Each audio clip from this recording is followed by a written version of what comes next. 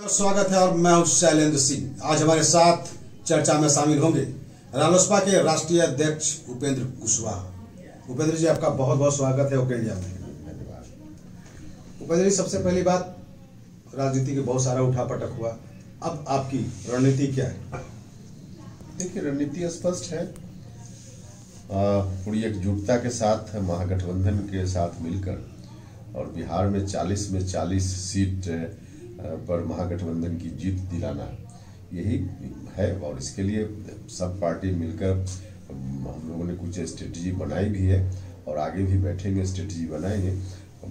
किसी भी स्थिति में टारगेट है कि 40 में 40 एनडीए को शिकस्त देना और महागठबंधन के उम्मीदवार को जिताना। लगातार ऐसा उपेंद्र जी, क्या ऐसा बात हुआ कि जो आपके पार्टी के लोग थे वो आपसे नाराज हुए और दूर चले गए? इसको आप, चूंकि आप एक पुराने राजनीतिक रहे हैं और हमेशा आपकी कहीं ना कहीं लड़ाई रही है, आप बहुत बार साथ हुए भी हैं, बहुत बार विरोध भी हुए हैं और फिर भी विरोध लगातार आप कर रहे हैं। आप एक जंग लड़ रहे हैं, जाहिर सी बात है, लेकिन उस जंग में जो आपके जो साथ के लोग हैं वो आखिर क्यों नाराज हो जाते हैं? राजनीति की यह स्वाभाविक प्रक्रिया है। इसको कुछ राजनीतिक प्रक्रिया है, स्वाभाविक नेचुरल प्रोसेस से चलते रहता है। इसका कुशवाहा के और भी नेता हैं, वो बोल रहे हैं कि उनके तरफ है, तो आपके पास तरफ जो, चूंकि आप कुशवाहा समाज से आते हैं, तो कितना आप मानते हैं कि कितना कुशवाहा आपके साथ है? क्या उनके जो लोग, आपके जो विरोधी लोग बोल रहे हैं उनके साथ हैं या फिर आपके साथ हैं? और फिर ये दावेदारी तो कैसे? हमने कभी नहीं कहा कि कुशवाहा सब मेरे साथ है या दूसरे लोग नहीं मेरे साथ है। मेरे साथ कुशवाहा भी है, दूसरे लोग भी है, सब है। बाकी जिनको दावा करना है करते रहे, उसमें मेरा क्या कहना है। लेकिन सिर्फ कुशवाहा ही नहीं, कुशवाहा भी और कुशवाहा के साथ साथ दूसरे दबे कुचले शोषित पीड़ित सभी तरह के लोग, किसी जात धर्म के हों, सब लोग आरएलएसपी के साथ आ जाए। अभी जो राजनीतिक प्रवेश चल रहा है, तो आने वाले समय में किस तरह का राजनीतिक परिवर्तन देखने को मिलेगा आपके समझ से? चूंकि आप पुराने राजनीतिक रहे हैं और काफी केंद्र से लेकर और राज्य तक का जो है आपने सफर तय किया है, तो अब किस तरह का टेम्परामेंट होगा और क्या होना चाहिए? देखिए, आज बिहार हो या देश हो, सब लोग निराशा महसूस कर रहे हैं। खासकर बिहार में तो और ज़्यादा ही। नीतीश कुमार जी के ऊपर लोगों ने भरोसा किया था। यहाँ के नौजवानों ने, नीतीश जी सरकार में आएंगे तो हमको रोजगार ही मिलेगा, दूसरे राज्यों में जाकर अपमानित नहीं होना पड़ेगा, शिक्षा की अच्छी व्यवस्था होगी, पढ़ने के लिए हमको दिल्ली या दूसरे राज्यों में नहीं जाना पड़ेगा, स्वास्थ्य की व्यवस्था अच्छी होगी, गरीब लोगों को इलाज के लिए दिल्ली इत्यादि जगहों पर नहीं जाना पड़ेगा। लॉ एंड ऑर्डर के बारे में लोगों के मन में सपना था कि नीतीश जी आएंगे तो सब लोग सुरक्षित होंगे, कहीं कोई दिक्कत नहीं होगी, लॉ एंड ऑर्डर की स्थिति ठीक रहेगी तो बाहर के इन्वेस्टर भी आएंगे, यहाँ इंडस्ट्रीज लगेंगे, रोजगार यहाँ लोगों को मिलेगा। लेकिन 15 साल इनका पूरा होने वाला है और कुछ भी नहीं हुआ। और जबकि एक खासियत है अभी का जो समय है उसमें कि दिल्ली में भी सरकार और पटना में भी, केंद्र में भी सरकार और राज्य में भी सरकार। अब डबल इंजन की सरकार रहते हुए भी अगर काम नहीं हो पा रहा है तो स्वाभाविक रूप से लोग निराश होंगे। और ऐसी स्थिति में लोग परिवर्तन चाहते हैं, जबरदस्त रूप से लोग परिवर्तन करेंगे और जो सरकार आएगी, दिल्ली में भी बदलाव होगा, आगे आने वाले दिनों में पटना की सरकार में भी बदलाव होगा और आगे आने वाले दिनों में अब इन चीज़ों पर निश्चित रूप से सरकार ध्यान देगी। इसलिए अब इन लोगों की विदाई तय है। आने वाला चुनाव जो है लोकसभा का है, उसके बाद विधानसभा का चुनाव होगा। महागठबंधन की तरफ से मुख्यमंत्री कौन होगा? अभी लोकसभा का चुनाव होना है भैया, अभी प्रधानमंत्री का चुनाव होना है, अभी मुख्यमंत्री का चुनाव कहाँ है? अच्छा, तो किसके लोकसभा का चुनाव किसके नेतृत्व में लड़ रहे हैं आप लोग? लोकसभा का चुनाव राहुल गांधी प्रधानमंत्री बनेंगे।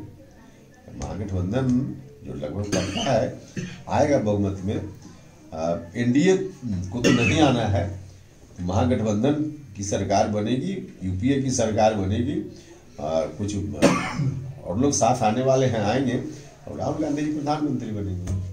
आप 4.5 साल तक मंत्री रहे, फिर आपने बहुत कोशिशें करा कि पैचअप हो जाए।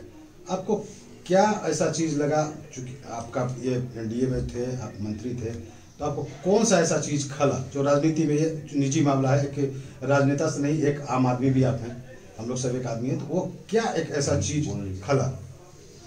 देखिए, सबसे बड़ी चीज़, जब उसका विस्तार से अगर विश्लेषण करें तो लंबा समय लगेगा, बहुत सारे कारण हुए। लेकिन अंत में जो मैंने महसूस किया कि हमारे प्रधानमंत्री जी अपने मन की बात दूसरों को तो कह देते हैं, लेकिन दूसरे के मन की बात कभी नहीं सुनते हैं। सबसे बड़ा कारण यही हुआ। लगता है कि और भी लोग, बहुत सारे लोग जो चूंकि आप मंत्रिमंडल में शामिल रहे हैं, 4.5 वर्षों का कार्यकाल रहा है, तो बहुत लोगों की नाराजगी भी है। नहीं, नाराजगी, राजनीति में तो नाराजगी और सहमति चलते रहती है ना। कुछ लोग नाराज होंगे, कुछ लोग खुश होंगे। कोई परिवार में होता है, परिवार में सब लोग थोड़े खुश होते हैं घर के गार्जियन से। तो उस तरह से पार्टी भी एक परिवार की तरह है, तो कुछ लोग नाराज भी होते हैं, कुछ लोग प्रसन्न होते हैं।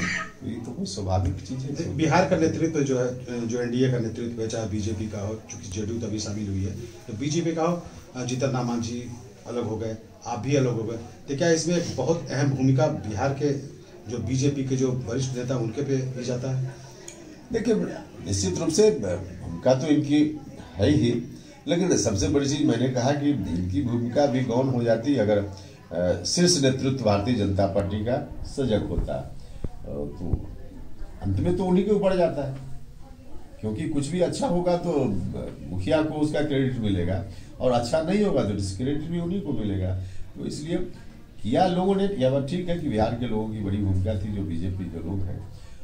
लेकिन अंततः तो फिर बात वहां तक पहुंची। हम चाहते थे कि प्रधानमंत्री से मिलकर कम से कम अपनी बात कह दे, तो बात सुनने का भी समय नहीं निकाल पाए प्रधानमंत्री जी, तो इसलिए उनके ऊपर जाता है। आप कितने सीट पर लड़ रहे हैं इस बार लोकसभा चुनाव? अब इसकी घोषणा तो होगी खरमास के बाद। महागठबंधन में जितनी पार्टी है बिहार में, सब लोग मिलकर साथ बैठकर और एक साथ हम लोग घोषणा करेंगे कितनी सीटों पर कौन पार्टी लड़ेगी, कौन कौन सीटों पर किस पार्टी का उम्मीदवार होगा। अभी खरमास के बाद 14 के बाद इसकी घोषणा हम लोग करेंगे।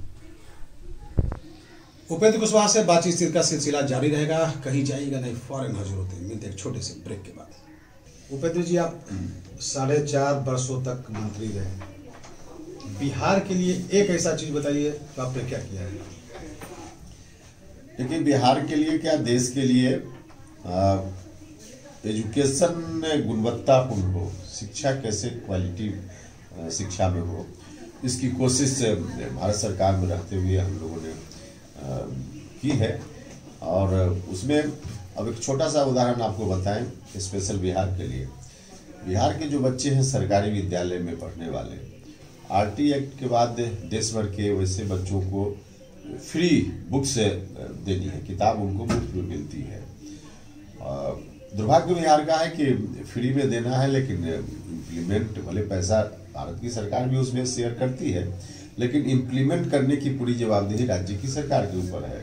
राज्य की सरकार को समय पर पुस्तक उपलब्ध कराना बच्चों को, ये इनकी जवाबदेही है। इनको हम लोग बार बार कह रहे थे, पिछले कई वर्षों में बच्चों को समय पर किताब ही नहीं मिलती थी। समय पर क्या, लगभग सेशन पूरा हो जाता था तब भी किताब नहीं मिल पाती थी। आखिर बिना किताब के बच्चे कैसे पढ़ते? हम लोगों ने बार बार आग्रह किया कि समय पर किताब दीजिए, समय पर किताब दीजिए। पिछले वर्ष बिहार की सरकार ने एक पत्र लिखा हमारे मंत्रालय में उस वक्त कि अगर भारत की सरकार हमको अनुमति दे दे कि हम किताब की जगह बच्चों को पैसा दे दें, डायरेक्ट ट्रांसफर करें उनके अकाउंट में, बच्चों के अकाउंट में। देश भर में कहीं ऐसी छूट नहीं दी गई थी, लेकिन हम लोगों ने महसूस किया कि चलिए बिहार का मामला है और राज्य की सरकार कह रही है, तो हम लोग की तो एक ही मंशा है कि बच्चों को समय पर मिल जाए पुस्तक। इनके कहने पे, इनके आग्रह पे हम लोगों ने अनुमति दे दी, सहमति दे दी। हम लोगों ने कहा कि ठीक है, पैसा ही दीजिए लेकिन बच्चों को समय पर मिल जाए किताब, ताकि बच्चे ले लें। तो हम लोगों ने किया इस काम को, लेकिन उसके बावजूद फिर ढाक कर 3 बार अनुमति सहमति देने के बाद भी इस वर्ष भी अभी तक सब बच्चों को किताब नहीं मिल पाई है, जबकि अब दिसंबर के बाद जनवरी महीना, फरवरी मार्च तक उनका सेशन होता है। अब यह स्थिति है, माने हम लोगों के करने के बाद भी इम्प्लीमेंट अगर नहीं हो रहा है। हम लोगों ने किया देश भर के लिए, जो अनट्रेन टीचर हैं उनको ट्रेनिंग की बात हमने की। बिहार में लगभग 2 लाख उस तरह के टीचर हैं जिनका प्रशिक्षण नहीं हुआ था। भारत सरकार में हम लोगों ने व्यवस्था की स्पेशल। एक तो एक्ट में परिवर्तन करते हुए हम लोगों ने कहा कि 31 मार्च 2019 के बाद कोई भी अनट्रेन टीचर, चाहे सरकारी विद्यालय हो या प्राइवेट स्कूल, उसमें नहीं रह पाएंगे लोग। मतलब कि 31 मार्च 2019 के पहले सब लोग ट्रेनिंग ले लें, वरना टीचर नहीं रहेंगे। और फिर इतना ही नहीं कहा हम लोगों ने, एसडीसीएम के अलावा हम लोगों ने कहा कि कैसे उनकी ट्रेनिंग हो, ताकि स्कूल में पढ़ाते हुए बच्चों को और फिर ट्रेनिंग भी उनकी हो जाए। तो इसके लिए भी हम लोगों ने व्यवस्था की। भारत सरकार के अंतर्गत एक संस्था है NIOS, उसके माध्यम से ट्रेनिंग की व्यवस्था कराई गई। तो उसका लाभ शायद आगे आने वाले दिनों में बिहार को भी मिल पाए। तो इस तरह से डिसीजन तो अनेक हम लोगों ने लिए जो बच्चों के लिए बिहार में भी उसका लाभ मिले, देश के अन्य राज्यों में भी लाभ मिले। ये आप लोग जो भी राजनेता हैं वो चुनाव के वक्त चाहे चुनाव के पहले जो पार्टी चेंज करते हैं, जो गठबंधन चेंज करते हैं, लगता नहीं है कि जनता सब देख रही है और जनता पे क्या असर पड़ता होगा? आप लोग को भी नहीं लगता है कि जनता को क्या जवाब देंगे? देखिए, पहली बार मुझको महसूस हुआ है कि सामान्य तौर पे होता है, कोई मंत्री बनता है तो समर्थकों में खुशी होती है। मैं भी जब मिनिस्टर बना था तो स्वाभाविक रूप से हमारे लोगों में खुशी हुई थी, बिहार भर के लोगों में। हटने के समय होता यह है कि खुद मंत्री बनते समय लोग खुश होते हैं और हटने के समय लोगों में थोड़ी उदासीनता आती है। लेकिन मैं देख रहा हूं कि जितनी खुशी मंत्री बनने के समय नहीं थी लोगों के मन में, उससे कई गुना ज्यादा खुशी मंत्री परिषद को छोड़ते हुए, जब मैंने मंत्री परिषद छोड़ा तब लोगों में खुशी देखने का मुझको मिला है। तो आप समझ सकते हैं कि लोग एक तरह से इंतजार कर रहे थे। जिस तरह की स्थिति बन गई, नीतीश कुमार जी एनडीए के साथ आ गए और फिर नीतीश जी ने नीच तक कहकर हमको संबोधित किया और फिर बार बार कहने के बाद भी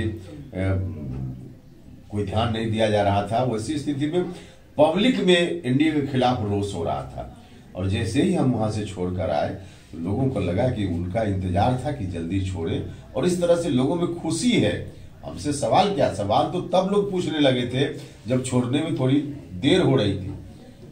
उस कारण से लोग पूछ रहे थे कि क्यों अब बने हुए हैं, क्यों बने हुए हैं। तो तब थोड़ा गुस्सा था, छोड़ने के बाद तो काफी खुशी है लोगों में।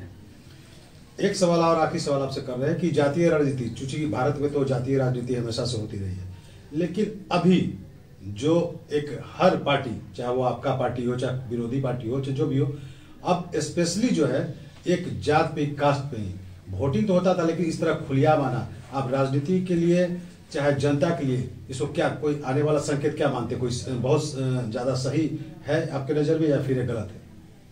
नहीं, देखिए, सवाल इस बात का है कि समाज में जिस तरह की स्थिति है, हम लाख कहें कि जात व्यवस्था खत्म हो गई, जात व्यवस्था खत्म नहीं हुई है, कई मामलों में और उसका दंश ज्यादा ही बढ़ गया है। तो इसका लाभ पॉलिटिकल पार्टी के लोग भी लेते हैं।